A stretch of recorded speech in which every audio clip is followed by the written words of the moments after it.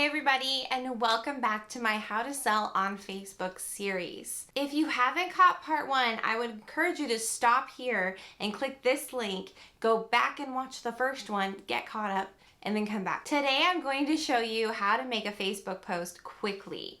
I'm going to show you all the information that you want to be sure to include. Picking up where we left off, tip 2, sell things in batches so that you are not tethered to your phone 24/7. For example, I just did a huge toy roundup in our playroom, and I'll be planning on selling those online for about the next 2 weeks.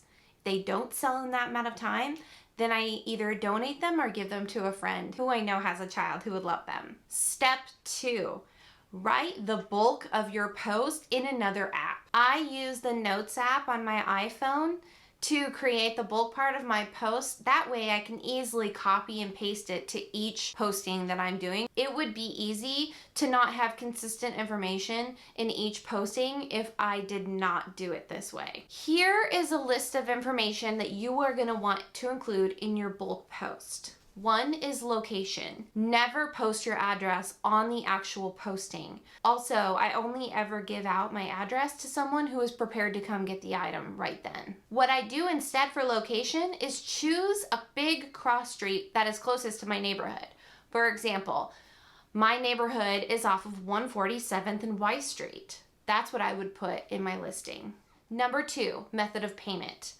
We will take Venmo, Apple Pay, cash, or check. And if you're worried about taking a check, most online banks have an area in their app that allows you to take a picture of someone's check and it immediately deposits. So that's a really easy way for you to stipulate when they're on their way and they've said they want to pay with a check, hey, I'm going to deposit it before you take the item. And most people have no problem with that. Number 3, are you willing to hold? When I first started selling on Facebook, I didn't see the problem in holding, but now I do no holds, and I lead with that in every posting. Simply because Sally may be interested in that right now, but when Sally gets her paycheck on Friday, she may think, oh, I don't really want it after all. Meanwhile, what you've done, you've held that item through many people saying they wanted to come get it. So not only did you lose Sally as a customer, now you've lost all these possible customers. Instead, in my bulk posting, I put first come, first serve, no holds.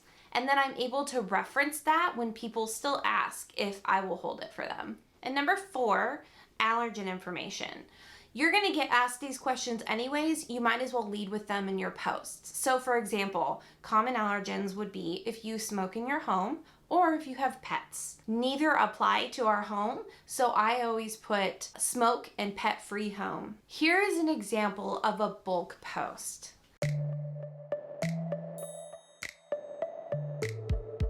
That is a good example of what I would have put in my Notes app. So I could copy and paste that into each of my postings because that's going to be general information that each posting needs to have. That takes us to step 3, price your item. And that's also tip number 4. If you do not know how to price your item, use Amazon, eBay, or even Facebook Marketplace to do some research.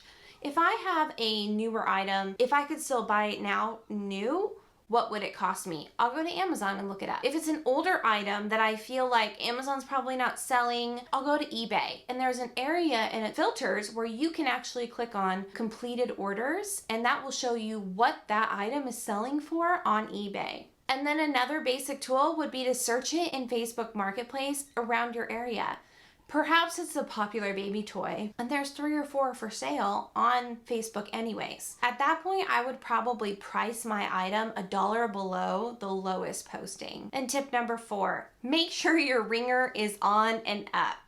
Once you post, the name of the game is how quickly you can respond. If someone asks you a question about something, the quicker you respond, the greater your chances are of selling that item. Okay, let's go create a post. I'm going to insert a video here of how to make a posting in Facebook.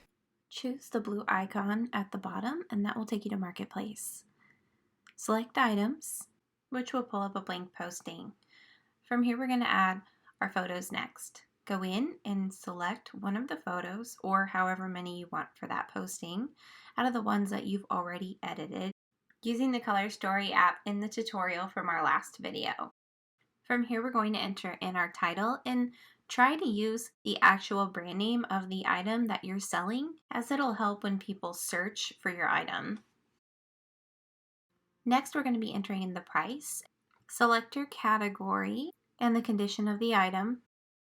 From here, we're going to enter in the brand name again.